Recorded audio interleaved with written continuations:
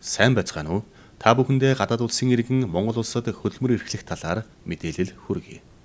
Монгол улсад хөдөлмөр эрхлэх гадаад ажилтны ажлын байр, удирдах, гүйцэтгэх, туслах гэсэн төрөлтэй байна. Төрөл тус бүрийг авч үзвэл удирдах албан тушаалтны ажлын байр дараах ангилалтай байна. Үүнд гадаадын хөрөнгө оруулалтын компани ерөнхий захирал, гүйцэтгэх захирал, гадаадын хөрөнгө оруулагч, гадаадын хөрөнгө оруулагчийн төлөөлөгч, аж ахуйн нэгж, байгууллагын төлөөлөн удирдах зөвлөлийн дарга, гишүүн, гүйцэтгэх захирал, олон улсын болон гадаад улсын төрийн бус байгууллагын салбар, төлөөлөгчийн газрын удирдах ажилтан зэрэг хамаарна. Харин гүйцэтгэх албан тушаалын ажлын байр дараах ангилалтай байна.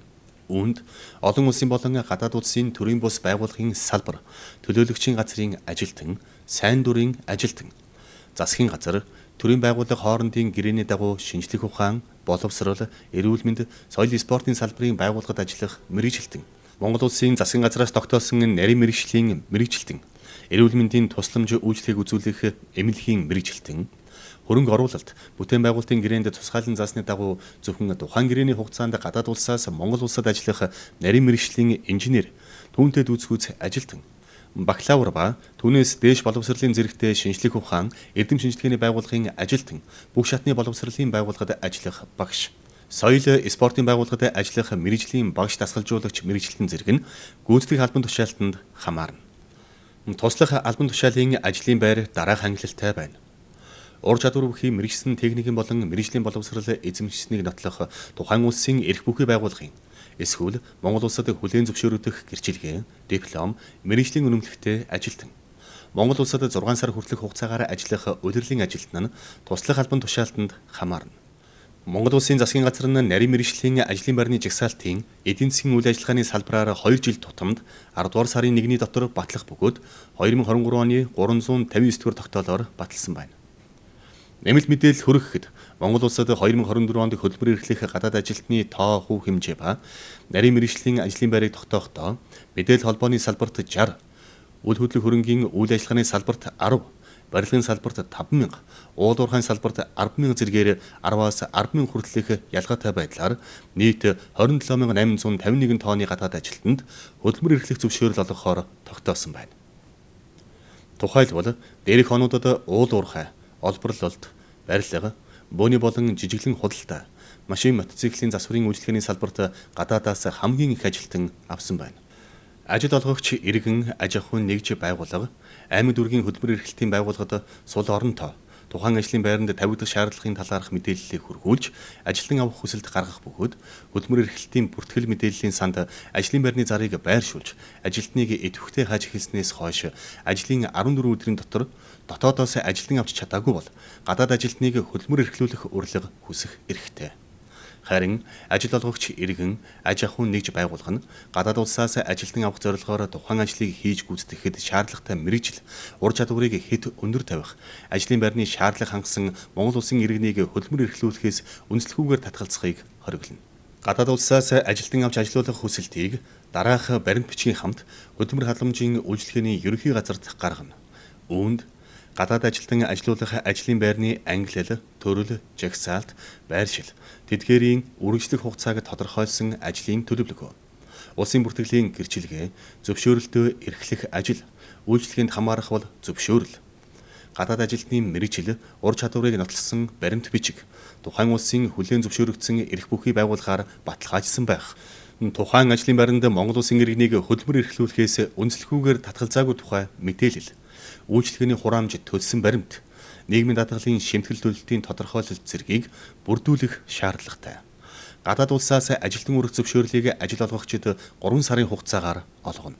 Гадаад ажилтны хөдөлмөр эрхлэх зөвшөөрлийн хугацаа нь ажлын байр, хөдөлмөрийн гэрээний хугацаанаас хамааран 1 жил хүртэл байна. Хөдөлмөр халамжийн үйлчлэгээний ерөнхий газар нь зөрчил гаргасан ажил олгогчийн гадаад ажилтныг өрөх эрхийг 2 жилийн хугацаанд хязгаарлах боломжтой. Үүнд дараах зөрчлүүд хамаарна. Монгол улсад хөдөлмөр эрхлэх зөвшөөрөлгүй гадаадын иргэн харьяалалгүй хүнээр хөдөлмөр эрхлүүлсэн. Өмнө нь хөдөлмөр эрхлүүлж байсан гадаад ажилтны цалин хөлсийг олгоогүй, эсвэл хохирол учруулсан нь тогтоогдсон. Гадаадын иргэнийг улсын бүртгэлд бүртгүүлээгүй, баталгаа гаргах үүргээ биелүүлээгүй нь тогтоогдсон. Ажлын хүчний шинжилт хөдөлгөөний тухай хуулиар хүлээсэн үүргээ биелүүлээгүй. Тайлан мэдээг хурамчаар гаргасан нь тогтоогдсон. ажил олгогчийн гадаад ажилтнаар хөдөлмөр эрхлүүлэх зөвшөөрлийг цуслуулсан зэрэг хам харна. Жишээ 1. Бүгд найрамдах Хятад ард улсын иргэн шин Монгол улсад хөдөлмөр эрхлэхээр хүсэлт гаргасан ба түүнд гэр бүл хөдөлмөр нийгмийн хамгааллын яамнаас 2 жилийн хугацаатай хөдөлмөр эрхлэх зөвшөөрөл олгосон байна. Энэ үйлдэл хуульд нийцхүү гэж асуухад ажилтан энэ үйлдэл буруу.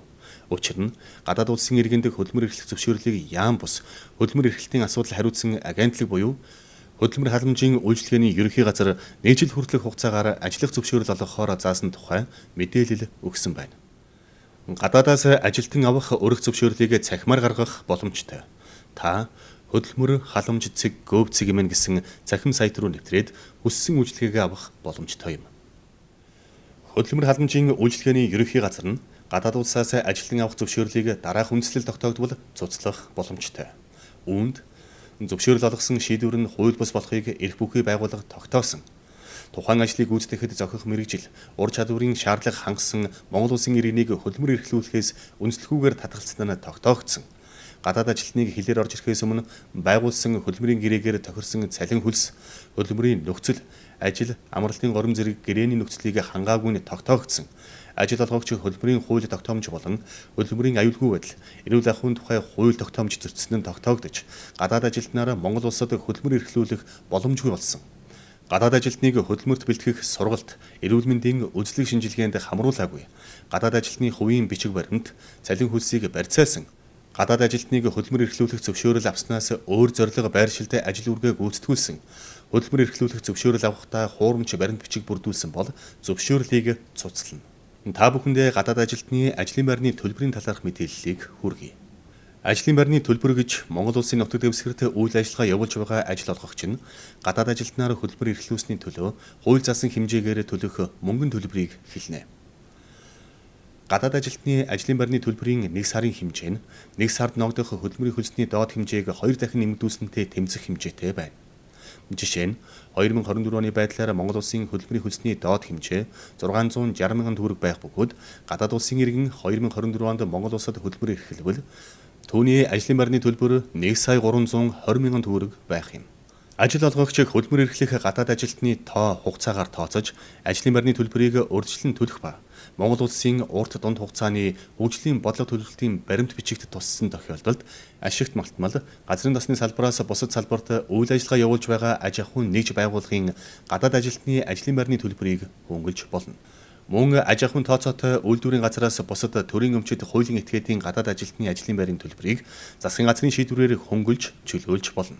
Засгийн газрын шугамар авсан гадаадын хөнгөлөлттэй зээл буцалтгүй тусламжийн хүрээнд төсөл хөтөлбөр хэрэгжүүлэх болон стратегийн ач холбогдол бүхий дэд бүтэц үйлдвэрлэл шинэ хотын бүтээн байгуулалтанд гадаад ажилтан ажилуулах тохиолдолд засгийн газар ажлын байрны төлбөрөөс хөнгөлж чөлөөлж болно.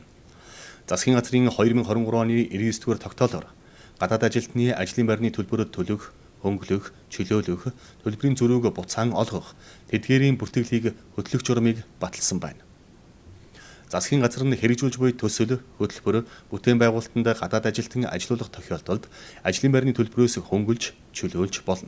Засгийн газрын 2023 оны 99-р тогтоолоор гадаад ажилтны ажлын байрны төлбөр төлөх, хөнгөлөх, чөлөөлөх, төлбөрийн зөрүүг буцаан олгох, тэдгээрийн бүртгэлийг хөтлөх журмыг баталсан байна. Засгийн газар нь хэрэгжүүлж буй төсөл, хөтөлбөр, бүтээн байгуулалтад гадаад ажилтан ажилуулах тохиолдолд ажлын байрны төлбөрөөс хөнгөлж, чөлөөлж болно. Энэ хүрээнд засгийн газар тогтоол гарган 2023 онд 36 аж ахуйн нэгжийн 5673 ажилтныг ажлын байрны төлбөрөөс чөлөөлсөн байна. Анхаарал хандуулсан та бүхэнд баярлалаа.